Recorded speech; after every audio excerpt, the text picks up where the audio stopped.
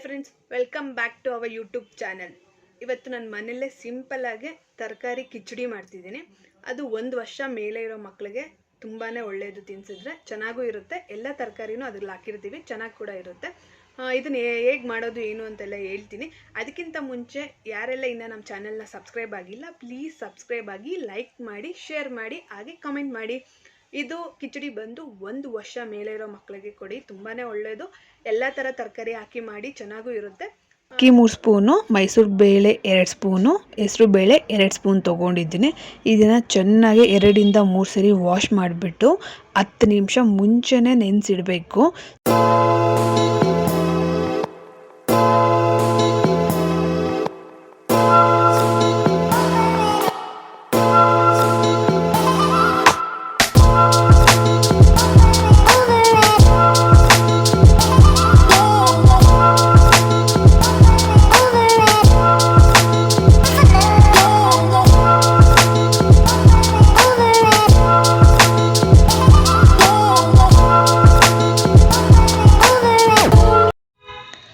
ಒಂದು carrot, ಚಿಕ್ಕದಾಗಿರೋ 1 carrot ತೊಗೊಂಡಿದ್ದೀನಿ, 1 tomato ತೊಗೊಂಡಿದ್ದೀನಿ, 1 ಈರುಳ್ಳಿ, ಒಂದು 3ರಿಂದ 4 ಬೀನ್ಸ್ ತೊಗೊಂಡಿದ್ದೀನಿ, ಕ್ಯಾಪ್ಸಿಕಮ್ ಒಂದು ತೊಗೊಂಡಿದ್ದೀನಿ, ಬೀಟ್ರೂಟು, ಆಲೂಗಡ್ಡೆ,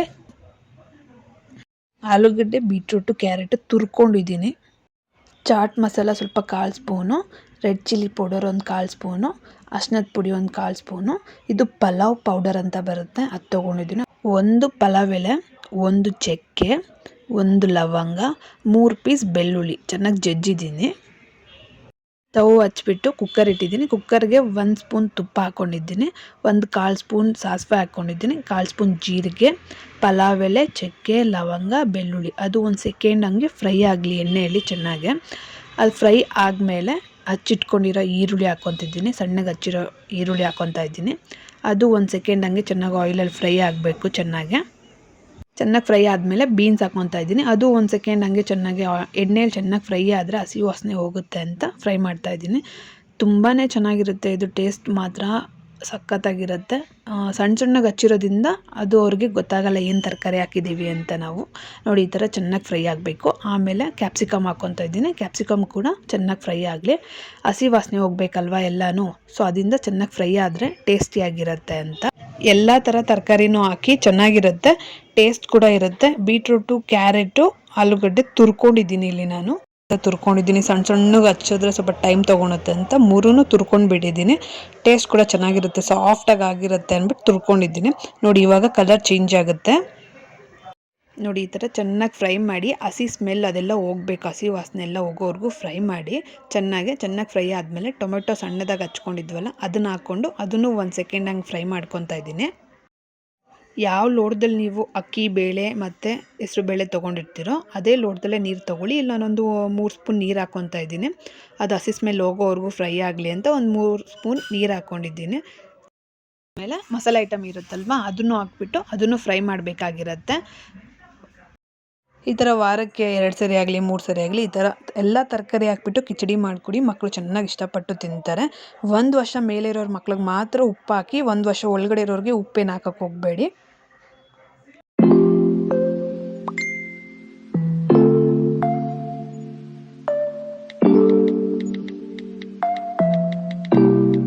ನಿಮಿಷ ಮುಂಚೆನೇ ನೆನೆಸಿದ್ವಲ್ಲ ಅಕ್ಕಿನ ಈಗ ಹಾಕ್ಕೊಂಡು ಫ್ರೈ ಮಾಡ್ಕೊತಾ ಇದ್ದೀನಿ. 10 ನಿಮಿಷ ಮುಂಚೆನೇ ಯಾಕೆ ನೆನೆ ಹಾಕಬೇಕು ಅಂದರೆ ಅಕ್ಕಿ ಸಾಫ್ಟ್ ಆಗಿರುತ್ತೆ ಅಂತ ನೆನೆಸ್ಬೇಕಾಗಿರುತ್ತೆ. ಒಂದು 10 ನಿಮಿಷ ನೆನೆಸಿದ್ರೆ ಬೇಗ ಸಾಫ್ಟ್ ಆಗುತ್ತೆ, ಟೇಸ್ಟ್ ಚೆನ್ನಾಗಿರುತ್ತೆ ಅಂತ 10 ನಿಮಿಷ ಮುಂಚೆನೇ ನೆನೆಸಿದ್ದೀನಿ. ಲಾಸ್ಟಲ್ಲಿ ಕೊತ್ತಂಬರಿ ಸೊಪ್ಪು ಹಾಕ್ಕೊಂಡು ಸ್ವಲ್ಪ ಒಂದ್ಸರಿ ನೀಟಾಗೆಲ್ಲ ತಿರುಗಿಬಿಟ್ಟು ನೀಟಾಗಿ ನೀರು ಎಷ್ಟು ತೊಗೊಂಡಿರ್ತೀರೋ, ಅಕ್ಕಿ ಎಷ್ಟು ತೊಗೊಂಡಿರ್ತೀರೋ ಅಷ್ಟು ಡಬಲ್ ಹಾಕಿ, ಒಂದು ಸ್ವಲ್ಪ ಜಾಸ್ತಿ ಹಾಕಿ, ಸ್ವಲ್ಪ ಸಾಫ್ಟ್ ಆಗಿರುತ್ತೆ ಅಂತ. ಆಮೇಲೆ ಸ್ವಲ್ಪ ಟೇಸ್ಟ್ ನೋಡಿ, ಉಪ್ಪು ಖಾರ ಎಲ್ಲ ಕರೆಕ್ಟಾಗಿ ಆಗಿದೆಯಾ ಅಂತ. ಸ್ವಲ್ಪ ಕಮ್ಮಿ ಇದ್ದರೆ ಹಾಗೆ ಇರಲಿ ಮಕ್ಳಿಗೆ ಅಲ್ವಾ. ಸೊ ದೊಡ್ಡವ್ರಿಗಾದರೆ ನಿಮ್ಗೆ ಎಷ್ಟು ಬೇಕೋ ಅಷ್ಟು ಹಾಕ್ಕೊಂಡು ತಿನ್ಬೋದು, ಮಕ್ಳಿಗಾಗಿರೋದ್ರಿಂದ ಸ್ವಲ್ಪ ಕಮ್ಮಿ ಹಾಕ್ಕೊತೀನಿ. ಈಗ ಇದನ್ನು ನೀಟಾಗಿ ತಿರುವಿದ್ದೀನಿ. ಕುಕ್ಕರ್ ಮುಚ್ಚಿಬಿಟ್ಟು ಒಂದು 3ರಿಂದ 4 ವಿಷಲ್ ಕೂಗಿಸ್ಬೇಕಾಗಿರುತ್ತೆ. 4 ವಿಷಿಲ್ ಆದಮೇಲೆ ಕುಕ್ಕರ್ ತೆಗಿತಾ ಇದ್ದೀನಿ. ಯಾವ ಥರ ಇದೆ ಅಂತ ನೋಡೋಣ ಬನ್ನಿ. 1 ವರ್ಷ ಒಳಗಡೆ ಇರೋ ಮಕ್ಕಳಿಗೆ ಇದನ್ನು ಮಿಕ್ಸಿಗೆ ಹಾಕಿ ಪ್ಯೂರಿ ಥರ ಮಾಡಿ ಕೊಡಿ. 1 ವರ್ಷ ಮೇಲೆ ಇರೋ ಮಕ್ಕಳಿಗೆ ಇದನ್ನು ಹಾಗೆ ಕೊಡಿ. ತುಂಬ ಟೇಸ್ಟಿಯಾಗಿರುತ್ತೆ, ಚೆನ್ನಾಗೂ ಇರುತ್ತೆ. ಎಲ್ಲ ಥರ ತರಕಾರಿನೂ ಇರುತ್ತೆ ನೋಡಿ. ಈ ಥರ ಸಾಫ್ಟಾಗಿ ಆಗಿರುತ್ತಲ್ವಾ.